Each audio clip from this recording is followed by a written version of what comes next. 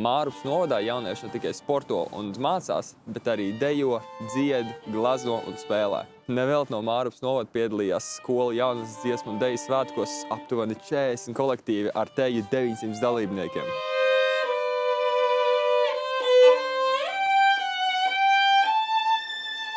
Baigi smuki to sanāca nospēlēt. Man, diemžēl, nesanāca. Es arī kādreiz spēlēju violi. Kā to tas sanāk?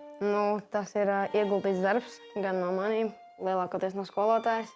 Skolotāji, mūsu novada mūzikas skolas ir labā līmenī salīdzinoši ar citām? Noteikti. Noteikti ļoti labā, jo mums valsts konkursos bērni iegūst pirmās vietas. Kāds instruments vai specialitātes šeit var apgūt? Ļoti daudz var apgūt. Klavieru spēle, stīga instrumentu spēle, kas ir vijoli, čels, kontrabass, alts. Tad ir pūšami instrumenti, koka pūšami instrumenti, metāla pūšami instrumenti. Un ir jauna nodaļa mums muzikālais teātris un jau esoša kora nodaļa, kur vokālo dziedāšana. Tā kā kopā mums ir 20 nodaļas. Kāpēc jūs mācāties mūzikas skolā? Man ļoti patīk spēlēt ģitāru kā hobiju, un es gribu to padziļināt, tāpēc mācos mūzikas skolā.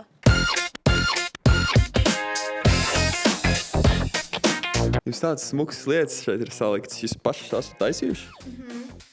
Dažas lietas, jā. Savas nākotnes arī gribas saistīt ar mākslu? Jā.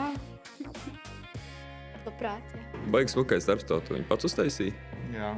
Ko tev vispār nozīmē māksla?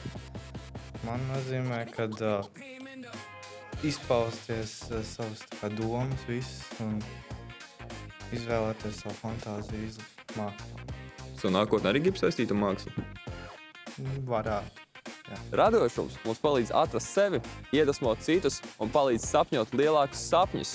Kā ar tevi? Par ko tu sapņo?